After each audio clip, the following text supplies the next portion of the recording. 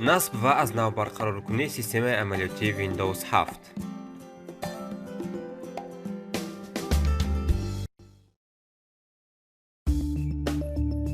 дар ин дарси видеои мустақилона дар компютер ё ноутбуки худ насб намудан ва ё аз нав барқароркунии системаи амалиётии Windows 7 истифода аз фита ё флешкорт USB сухан меравад.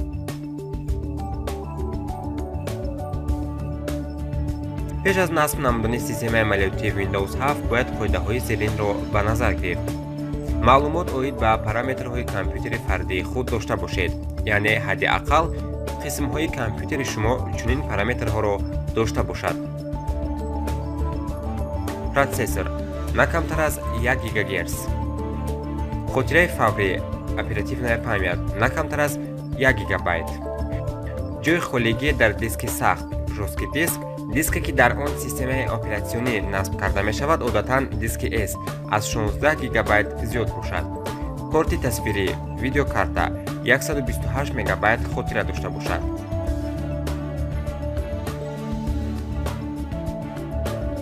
барои насб намудани системаи амалиётии Windows 7 ба мо лозим меояд ки компютер бояд дорои дискдон дисковод бошад ё ин ки порти USB дар ҳолати корӣ қарор дошта бошад.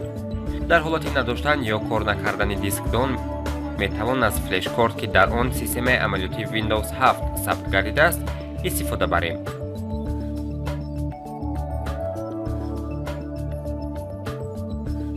дар ҳолате ки компютери шумо системаи амалиётии Windows 7 дошта бошад, сараввал бояд аз мизи корӣ ё майи документи маводҳои лозимии худро гирифта дар диски D ё дар флешкорти худ нигоҳ доред. баъдан системаи амалиётии Windows 7-ро насб намоед. барои насб намудани системаи амалиётии Windows 7 фита дискро дар дискдон ё флешкортро ба порти USB ворид намуда компютерро хомӯш ва барқарор перезагрузка менамоем. чӣ тавре ки мебинем BIOS чанд намуд мешавад ва аз якдигар фарқ мекунанд. барои ҳамин бодиққат бошед. барои ворид шудан ба BIOS вобаста ба BIOS-ҳои компютерҳоро дида, яке аз ин тугмаҳои Delete ё F1, F2, F8, F10, F11 пахш мекунем. ё ин ки аз равзанаи ёрирасоне ки дар экран пайдо мешавад истифода мебарем.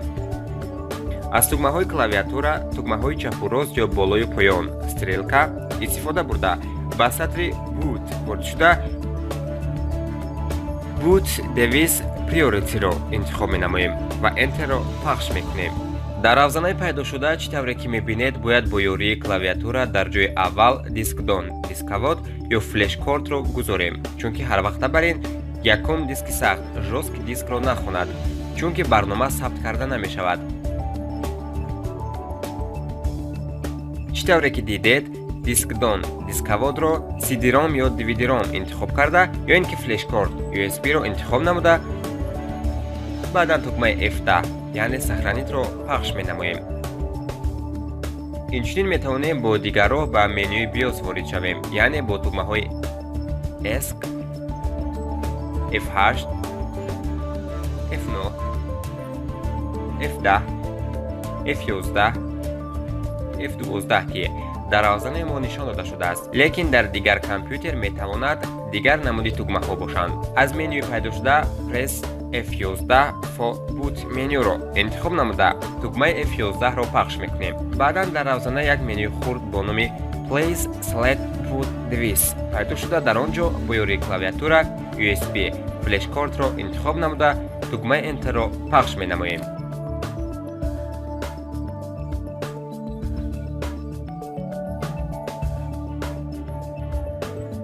инчунин метавонед CD-ROM ё DVD-ROM-ро интихоб намуда тугмаи Enter-ро пахш намоед.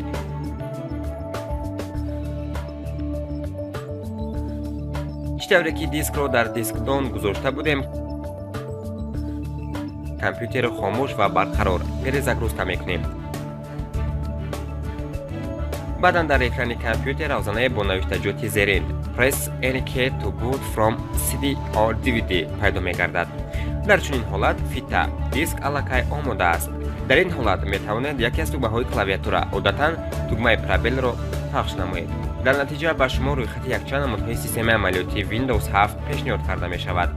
агар хотираи фаврии оперативная памяти компютери шумо на камтар аз 2 гигабайт бошад, дар он ҳолат метавонед варианти 86 32 разрядро интихоб кунед. агар аз 4 гигабайт зиёд бошад, пас варианти 64 разрядро интихоб намуда тугмаи Enterро пахш менамоем.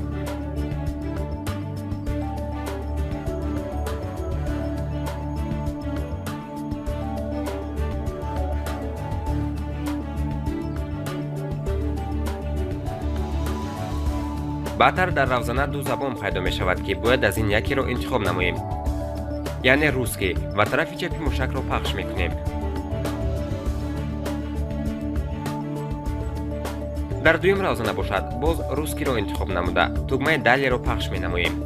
дар натиҷа дар равзана установид пайдо мешавад ва бо воситаи тугмаи чапи мушак онро пахш менамоем.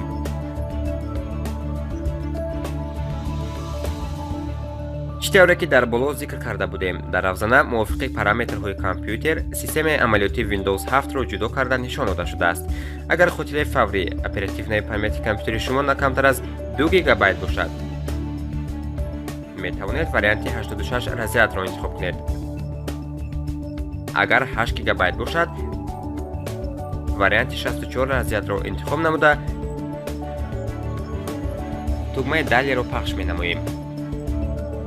баъд аз он дар равзана талаботҳои ҷозатнома условия литсензия пайдо мешавад ки бояд қайд галочка намоед ва тугмаи далеро пахш намоем. дар равзанаи дигар сатри дуюмро интихоб намуда тарафи чапи мушакро пахш менамоем. читавре ки мебинед, диски қайш жесткий диск намоён аст ва метавонем онро ба ду қисм тақсим намоем ва мувофиқи хотираи компютер ба мисоли диски S ва D. инчунин навиштаҷоти настройка дискаро интихоб намуда тугмаи саздадро пахш мекунем. дар натиҷа майдончае пайдо мегардад ки ҳаҷми хотираи диски навбатиро муайян намуда бо ёрии клавиатура тугмаи Stratро туза намуда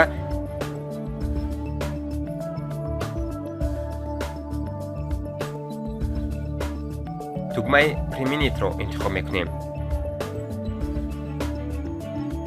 читавре ки дар равзана мебинем, мо диски сахтро ба ду қисм тақсим кардем ва дар равзана се қисм пайдо шуд. якум қисм ба таври автоматӣ пайдо мешавад ки он қисми махсуси системаи амалиёти Windows 7 ба шумор рафта дар он барнома сабт карда намешавад. одатан диски сахт жесткий дискро бо ду диски локалӣ тақсим мекунанд, яъне S ва D. ва барои хондани сеюм разделро мо бояд бо ёрии тугмаи чапи мушак пахш намуда аз сатр тугмаи саздадро пахш намоем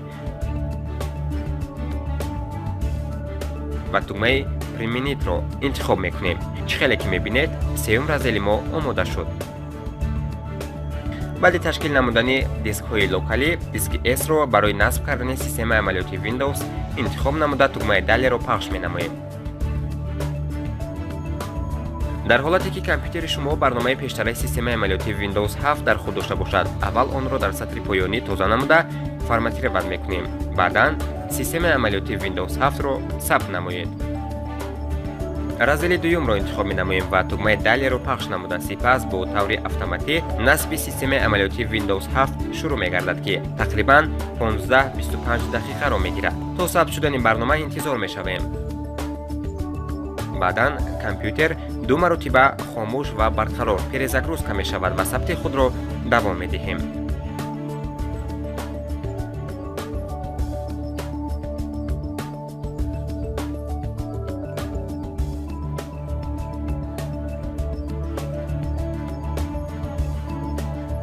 дар равзанаи пайдо шуда номи истифодабарандаи компютер ва номи компютерро интихоб намуда тугмаи далеро пахш мекунем. бо таври ихтиёрӣ метавонем дар сатрҳои холии равзана гузарвожа пароли худро гузоред, чунки пеш аз фаъол гаштани компютер дар он равзанаи кори шумо пеш аз ворид шудан ба мизи корӣ гузарвожа парол мепурсад. дар ҳолати нагузоштани гузарвожа парол метавон тугмаи далеро пахш намоед.